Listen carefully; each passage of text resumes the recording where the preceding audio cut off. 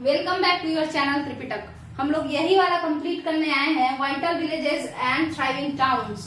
ठीक है, ये चैप्टर 6 है, क्लास 6 है, एनसीईआरटी का हिस्ट्री है। ठीक है, एनसीईआरटी में कई सारा आपका एनसीईआरटी का कई सारा पब्लिकेशन हो गया है, जैसे 2021-22 का, 2023 का, 2015 का, उसके पहले का। तो वो आपको ध्यान नहीं देना है, आपको बस बात ध्यान ये रखना है कि वाइटल विलेजेस थ्राइविंग टाउन्स में ये सब कुछ टॉपिक्स हैं जिनको हमको समझ लेना है। ठीक है, तो शुरू करते हैं। सबसे पहला सिल्क रूट। अच्छा, तो क्या हम लोग समझे सिल्क रूट? अच्छा, आप लोग पिछला वीडियो जरूर देख लीजिएगा इसका, तो आपको और अच्छे से समझ में आएगा। दोबारा बार बार रिपीट करने से केवल वीडियो लंबा होगा। तो सिल्क रूट की अगर हम बात करें तो ये एक ऐसा रास्ता था, चाइनीज लोगों के द्वारा ये ज्यादा इसको डेवलप किया गया है। ये एक ऐसा रास्ता था जो कि बाबू एस्पिरेंट्स, जो कि किस तरीके से चलता था, तो ये आपको साउथ चाइना सी से होते हुए इंडियन ओशन पार करके और मेडिटेरेनियन सी तक पहुंच जाता था। मतलब जलमार्ग की अगर बात करें, अगर सिल्क रूट का वाटरवे देखें तो ऐसे चलता था, साउथ चाइना सी से लेकर के नीचे इंडियन ओशन से ऊपर एकदम मेडिटेरेनियन तक। बट अगर हम बात करते हैं कि थल मार्ग मतलब कि लैंड एरिया में किस तरीके से ये चलता था, ये रास्ता कैसे था, तो सेंट्रल एशिया मतलब Kazakhstan, Kyrgyzstan, Tajikistan, Turkmenistan, Uzbekistan, 5 नाम लिए हम। Kazakhstan, Kyrgyzstan, Tajikistan, Uzbekistan, Turkmenistan. ठीक है, याद हो गया होगा आपको। अच्छा, देखिए यहाँ पे, तो यहाँ पे आपका सेंट्रल एशिया में एक रूलर रहा करता था, उस सेंट्रल एशिया में और नॉर्थ वेस्टर्न इंडिया में भी उस रूलर, और मथुरा में भी उन्हीं का राज था। 2 कैपिटल था उनका, एक पेशावर और एक मथुरा। तो उस रूलर का नाम है कुषाण रूलर, कनिष्क जिनका नाम था, या कुषाणा डायनेस्टी। तो कुषाण वंश के जो लोग थे, वो लोग का राज सेंट्रल एशिया से लेकर के इंडिया, नॉर्थ इंडिया तक था, मोटा मोटी समझिए तो। मथुरा उनकी दूसरी राजधानी थी, पहली राजधानी पेशावर थी। ठीक है, तो अब क्या हुआ कि ये कुषाण सेंट्रल एशिया से लेकर के सीधे सिंधु नदी का मुहाना तक, यानी mouth of Sindhu, mouth of Indus, कहाँ पे? कराची, है ना, पाकिस्तान के कराची में सिंधु जाकर के गिर जाती है अरब सागर में। तो वहां तक, कहां से? सेंट्रल एशिया, यानी कि ताजिकिस्तान, यानी अफगानिस्तान के भी ऊपर एक देश है, ताजिकिस्तान, उज्बेकिस्तान और तुर्कमेनिस्तान, ये 3 देश है अफगानिस्तान के नॉर्थ में।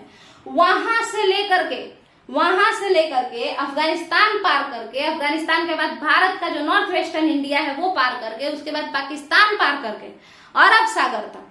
ठीक है, वहां तक, अरब सागर तक, ऐसे सीधे एकदम ये जो रास्ता था, ये थल मार्ग था। पाकिस्तान के बाद ना नदी स्टार्ट हुआ, उसके पहले तो पूरा थल मार्ग है ना, लैंड मास है ये। तो कहने का मतलब है, ये जो थल मार्ग था, रोड जो था ये वाला, इसको कैप्चर कर लिए थे कुषाण रूलर। उसको क्या कर लिए थे? अपने हक में रखते थे, हमेशा अपने कंट्रोल में। और यहाँ पे कोई अगर राजा चाहा हड़पना तो कुषाण रूलर लड़ लेते थे, और जितने भी ट्रेवलर्स आएंगे, ट्रेडर्स आएंगे, सब कुषाण को गिफ्ट करेंगे और टैक्स भी देंगे। आप लोग समझ गए? समझ गए। तो सिल्क रूट यही था। एक तो जल मार्ग के, जल के रास्ते से भी सिल्क रूट बना था, जिससे रेशम का व्यापार होता था। दूसरा, थल के रास्ते से भी जो है सिल्क रूट बना था, जिससे रेशम का व्यापार होता था। चाइना से सेंट्रल एशिया घुस के, सेंट्रल एशिया से नीचे आकर के पाकिस्तान के कराची पोर्ट से होते हुए, कराची पोर्ट में फिर जहाज पे लदा जाएगा, और उसके बाद ये चला जाता था आपका कहाँ? तो इटली, मेडिटेरेनियन होते हुए इटली चला जाता था। आपको याद हो गया होगा। तो ये आपका सिल्क रूट पे कौन? ये वाला थलीय सिल्क रूट, जो लैंड वाला रूट था ना, रास्ता, रोड, रेशम मार्ग वाला, वो कुषाणा रूलर उसको हड़पे हुए थे। कौन रूलर हड़पे हुए थे? कुषाणा रूलर, यानी कुषाण वंश के लोग हड़पे हुए थे। और यहाँ होता क्या था? तो ट्रेड होता था। अच्छा, नाम सिल्क रूट पर गया तो क्या बस सिल्क ही बेचेंगे क्या यहाँ से? ऐसी बात नहीं है, कुछ भी इस रास्ते से हम लोग बेच सकते थे, ऐसा कुछ कंफर्म नहीं था कि यही बेचना है, कोई रिस्ट्रिक्शन नहीं था। हालांकि चूंकि सिल्क ही ज्यादा बिकता था और सिल्क के लिए ही ये बनाया गया था, इसीलिए इसका नाम सिल्क रूट पड़ गया। अब बात करते हैं ट्रेड और ट्रेडर के बारे में। तो पिछले वीडियो में हम समझाए हैं कि ट्रेडर और ट्रेड क्या है। हालांकि सीधे समझिए तो व्यापारी, तो जो व्यापारी व्यापार करने जाते थे तो कोई ना कोई तो रास्ता होता होगा, कैसे करते होंगे? तो जरा देखिएगा, एक तो लोकल लेवल पे व्यापारी व्यापार करते थे। किस लेवल पे? लोकल लेवल पे, अगल बगल, और थोड़ा दूर दूर। तो थोड़ा दूर दूर भी हुआ, यानी रोड के रास्ते से। कैसे रास्ते से? रोड के रास्ते से, सड़क मार्ग से। और एक विदेशों में व्यापार करते थे, यानी देश इस देश से उस देश तक ले जाते थे, फॉरेन व्यापार अगर करने लगे, एक्सपोर्ट इंपोर्ट अगर करने लगे, ऐसे व्यापारी जो थे तो इनको जरूर से क्या चाहिए, समुद्री मार्ग चाहिए, सी रूट चाहिए। क्योंकि बताइए आप, अगर आपको ईस्ट अफ्रीका जाना है, यानी कि अगर आपको केन्या जाना है, अगर आपको सोमालिया जाना है, इन जगहों पर आप लोग मैप देखा कीजिए, ये सब ईस्ट अफ्रीकन रीजन का एक देश है, तो केन्या जाना है, सोमालिया जाना है, आप कैसे जाएंगे? खुद सोचिए आप कैसे जाएंगे। तैरते हुए जा नहीं सकते हैं, गाड़ी से जा नहीं सकते हैं, क्योंकि पूरा हिंद महासागर है। तो उसके लिए हम लोग क्या करेंगे? तो उसके लिए हम लोग यही करेंगे कि हम लोग एक शिप बनाएंगे, एक जहाज बनाएंगे और उस रास्ते से चले जाएंगे। तो दो तरीके का रास्ता होता था, एक तो लोकल रास्ता रोड वाला स्थल मार्ग, और एक होता था सी वाला जल मार्ग। ठीक है, तो सी वाले जल मार्ग में लोग किस तरीके से जाते थे? तो जहाज बना के, तगड़ा जहाज बनाते थे, बढ़िया जहाज, स्टर्डी से, ठीक है, जो कि डूबे नहीं और जो हवा से ज्यादा उसको दिक्कत ना हो। और उसके अलावा लोकल जो रोड होता था उस पे लोग कैसे जाते थे? तो घोड़ा गधा लेके चल देते थे। मतलब कोई एक बर्डन ऑफ बीस्ट लिए, वो ऊंट हो सकता है, वो गधा हो सकता है, वो घोड़ा हो सकता है, ले लिए और उसको लेके उसके ऊपर सामान लाद दिए और ग्रुप बना लिए, और ग्रुप बना के साथ में गए, क्योंकि पता है कि अगर अकेले अकेले जाएंगे तो बीच में डाकू लूट लेगा। तो ग्रुप जब बना लेंगे तो इसी जो ग्रुप होता था लोकल व्यापारियों का, दूर जाने का भी थल मार्ग से अगर हम जा रहे हैं, देखिए थल मार्ग से यानी बाई रोड भी चाइना जा सकते हैं। तो बाई रोड अगर हम चाइना गए तो क्या लोकल व्यापारी रहे हम? नहीं, हम बस बाई रोड गए हैं। तो अगर बाई रोड हम देश विदेश में भी व्यापार कर रहे हैं तो हम ग्रुप में जाएंगे, और वो जो ग्रुप होता है उसी को तो कैरावेन कहते हैं, और ऐसे व्यापारी को ही तो मर्चेंट कहते हैं, जो देश विदेश में व्यापार करते चलते हैं घूम घूम के। तो कैरावेन या कारवां या काफिला कौन कहलाता है? यही ग्रुप ऑफ मर्चेंट जो घूम घूम के बहुत सारा महंगा महंगा अच्छा सामान लेके एक देश से दूसरे देश में व्यापार करते फिरते हैं, उन्हें ही हम लोग क्या कहते हैं? मर्चेंट। और ग्रुप ऑफ मर्चेंट को काफिला या कैरावेन या कारवां। आपको समझ में आ गया होगा। तो दो रास्ते से हम लोग व्यापार करेंगे, ट्रेड और ट्रेडर वाला बात। देखिए, अब एक बात ये है कि हम आपको बता दें कि जो सी रूट है तो वहां पे ट्रेडर्स ये सोचे कि भाई अगर उल्टा रास्ता से हवा बहेगा, मान के चलो हमको जाना है इधर, हमको जाना है इधर, हवा बहे इधर, तो जाने में मुश्किल होगा, इसीलिए वो लोग मानसून के आने का वेट करते थे। वैसे व्यापारी जिनको जहाज से सी रास्ते मतलब समुद्री रास्ते से जाना होता था तो वो मानसून के आने का वेट करते थे। तो देखिए, साउथ वेस्टर्न मानसून आपका अगर ये इंडिया है तो इधर से चला और इधर को आया, है ना, इधर से चला इधर को आया। तो जब इन व्यापारियों को नीचे जाना होता था तो जब मानसून आता था ना तो लगले अपना क्या करते थे? गाड़ी निकालते थे, जहाज लगाते थे पोर्ट पे, चढ़ के हवा मारता था इधर और सीधे इंडोनेशिया के तट पे वो रुक गए।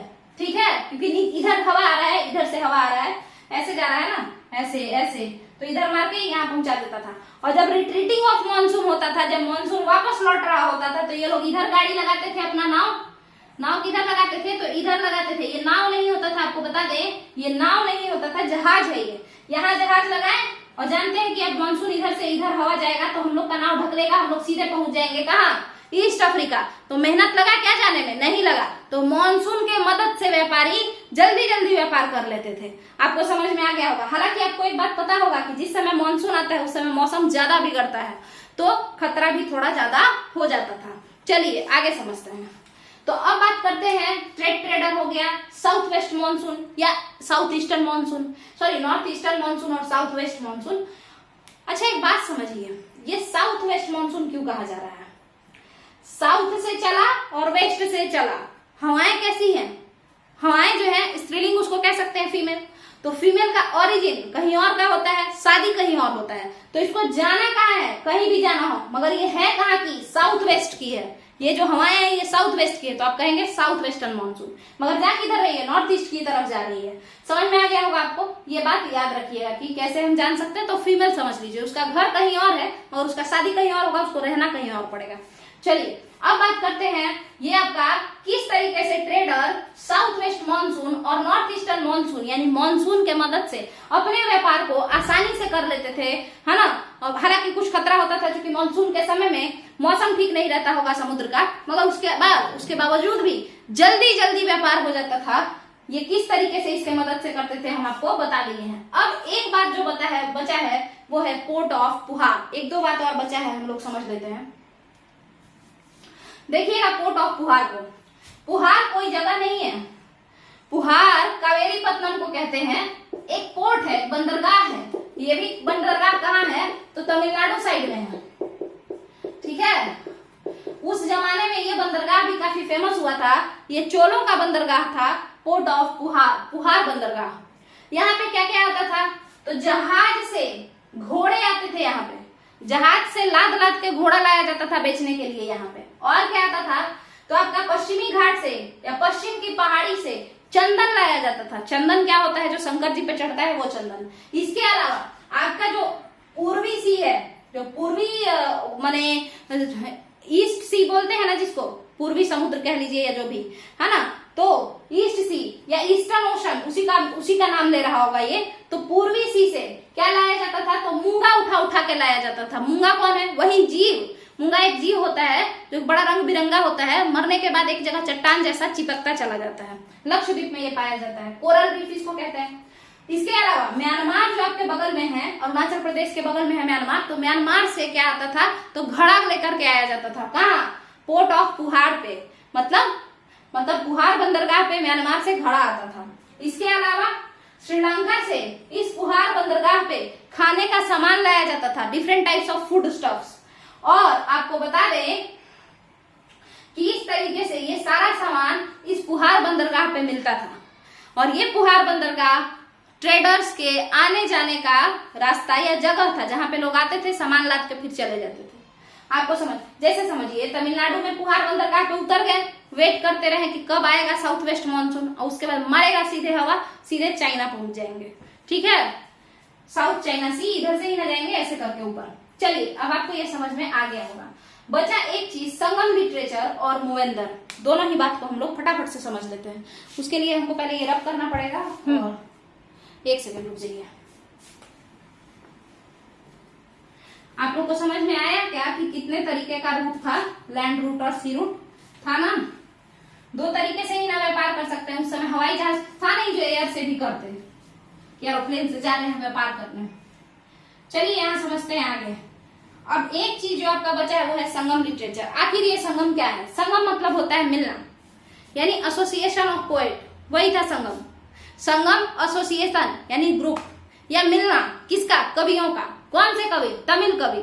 तमिल कवियों का मिलना ही संगम कहलाया। और ये जो संगम हुआ आज से लगभग 300 ईसा पूर्व में ये हुआ था। पांड्य राजाओं ने इस संगम को करवाया। मदुरा में ये हुआ, मदुरा यानी मदुरई में। और इस समय में, इस संगम में, इस मिलन में ये जो मिले लोग, एसोसिएशन जो हुआ लोगों का, पोएट का, तो उसमें सभी लोगों ने कुछ कुछ लिखा। तो वो जो लिखा तो उसी सारे लिटरेचर को, सारी बातों को, जितना भी बुक लिखा गया उस सारा बुक को कहा गया ये साहित्य है, ये लिटरेचर है। और उसके जो लिटरेचर है, इस पूरे लिटरेचर का नाम क्या पड़ गया? संगम लिटरेचर। संगम लिटरेचर क्लियर है? क्या है संगम? लोगों का मिलना, जैसे गंगा और यमुना का मिलना, प्रयागराज संगम, है ना। मूवेंदर की बात करते हैं। अगर आप मूवेंदर की बात करें तो इसका मतलब तमिलनाडु में होता है 3 चीफ्स, मतलब 3 मुखिया, इसी को मूवेंदर कहते हैं, है ना। वेलन वगई ये सब आप सुने होंगे, अगर नहीं सुने तो कोई बात नहीं, आगे सुनते रहेंगे। तो 3 चीफ्स यानी 3 मुखिया। आखिर साउथ इंडिया के 3 मुखिया कौन थे? चोल, चेर और पांड्य, है ना। चोल, चेर, पांड्य। कहने का इनको समझने का कुछ नहीं है, बस इतना जान लीजिए इन लोगों का पास 2 कैपिटल था। एक तो नॉर्मल कैपिटल इनका होता था और एक कैपिटल कौन सा था? तो कोई ना कोई बंदरगाह, जैसे चोलों का पुहार बंदरगाह, ठीक है। पांड्यों के लिए मदुरई जो था वो बड़ा ज्यादा इंपॉर्टेंट था। तो बस इतना ही था। यही मूवेंदर का मतलब आप लोग को जानना जरूरी था कि आखिर मूवेंदर किसको कहते हैं। चोलो, यही तीनों चीफ को, साउथ इंडिया के जो 3 मुख्य थे, 3 हेड जो थे, उन्हीं को चोल, चेर, पांड्य। अब एक बात जान लीजिए, ये जो हेड थे ये लोग टैक्स नहीं लेते थे, क्योंकि ये महाजनपद के रूलर नहीं थे, कोई बहुत बड़े एम्पायर इनका नहीं था। नॉर्मल छोटे से साउथ इंडिया में ही राज करते थे ये लोग। तो ये लोग टैक्स नहीं लेकर के क्या लेते थे? तो अपने जनता से गिफ्ट लेते थे। और अगर वॉर करने गए, ऋग्वैदिक पीरियड में जाइए, देखिए कि कैसे ऋग्वैदिक पीरियड का राजा वॉर करता था। या माने उस समय तो ये था कि वो राजा भी बेचारा नहीं होता था, मगर ये लोग राजा थे। मगर राजा होने के बावजूद भी ये टैक्स कलेक्ट नहीं कर सकते थे। इनको जो गिफ्ट में मिला वही रखना है, और उसके अलावा कहीं युद्ध करने गए तो कुछ सामान अपने पास रखे। युद्ध अगर जीत गए तो युद्ध से जो सामान मिला वो कुछ अपने पास रखे और बाकी अपने सपोर्टर्स में बांट दिए। यही अंतर था नॉर्थ इंडियन के एम्पायर का, मतलब नॉर्थ इंडियन के सम्राट में और साउथ इंडिया के इन 3 चीफ्स में, 3 मुखियाओं में अंतर यही था कि वो लोग बांटा चोटी नहीं करते थे, बट ये लोग बांटते थे, सारा अपने पास नहीं रख सकते थे। नॉर्थ इंडिया में चंद्रगुप्त मौर्य टैक्स लेते थे। ये जो साम्राज्य था, ये साम्राज्य था ही नहीं, छोटे लेवल पे ये लोग का था। मौर्यन एम्पायर जितना बड़ा नहीं था, चोल चेर पांडे एम्पायर मतलब डायनेस्टी। तो इस वजह से ये लोग गिफ्ट लेते थे, ट्रिब्यूट लेते थे, और अपना जो अगर युद्ध करने गए कहीं लूटने खसोटने के लिए, कुछ ज्यादा सामान बटोरने के लिए गए, तो उसके बाद सामान थोड़ा अपने पास रख लेंगे, फिर अपने बाकी अपने सपोर्टरों में भी बांट देंगे। तो नॉर्थ इंडिया के रूलर और साउथ इंडिया के रूलर में क्या अंतर था, वो कैसे रूलर थे, आप लोगों को समझ में आ गया होगा। मूवेंदर किसको कहते हैं? मूवेंदर कहते हैं 3 हेड को, 3 चीफ्स को। तो आपका ये भी क्लियर है। इसके बाद इस आपका जो टॉपिक है, तो एनसीईआरटी किसी ना किसी एक एनसीईआरटी के पब्लिकेशन में दिया है कि सातवाहन के बारे में। तो सातवाहन रूलर में सबसे इंपॉर्टेंट जो थे वो गौतमीपुत्र बालाश्री थे। आपको पता होना चाहिए, गौतमीपुत्र सतकर्णी, बालाश्री नहीं, बालाश्री तो उनकी मम्मी का नाम था, गौतमी बालाश्री, और गौतमीपुत्र सतकर्णी उनके लड़का हुए। ठीक है, तो उनके बारे में बताया कि भाई ये बहुत काबिल था। कौन? Gautamiputra Satakarni, Satavahana ruler. East coast पे भी ये अपना फोर्स रखे हुए था, मतलब अरब सागर के तरफ भी फोर्स रखे हुए था, हिंद महासागर के तरफ भी फोर्स रखे हुए था कि कोई जो अगर व्यापार करने आए सबसे टैक्स लेना। और बे ऑफ बंगाल के पास भी अपना फोर्स लगा दिया था ये गौतमीपुत्र सतकर्णी। ठीक है, तो ये बात कौन बताया हमसे? तो गौतमीपुत्र सतकर्णी की मम्मी गौतमी बालाश्री हमसे बताई। कहाँ पे बताई? तो गौतमी बालाश्री एक इंस्क्रिप्शन लिखती हैं, उसी इंस्क्रिप्शन में हम लोगों से बताती हैं कि मेरा बेटा एक ब्राह्मण है, मतलब वही इकलौता ऐसा ब्राह्मण है। इस तरीके से दिखाना चाहती है कि वो इकलौता ऐसा ब्राह्मण है जो इतना काबिल है, ऐसा करके। ठीक है, तो अब आप लोगों का ये वाला क्लियर हो गया होगा मेरे हिसाब से। टोटल का टोटल ये जो टॉपिक है ये कंप्लीट होता है। अगर आप लोग को ये वीडियो पसंद आया है, चैप्टर क्लास 6 का चैप्टर जो भी है, vital villages and thriving towns, अलग अलग बुक में अलग अलग चैप्टर का नाम दिए हुए, नाम नहीं है, चैप्टर नंबर चेंज है, जैसे कहीं पे 9 चैप्टर है, कहीं पे 8 चैप्टर है, अलग अलग पब्लिकेशन में अलग अलग है। तो आप लोग ये टॉपिक को समझिए। ठीक है, तो अगर आप लोग को ये वीडियो पसंद आया है तो वीडियो को लाइक कीजिए, शेयर कीजिए। चलिए, थैंक यू।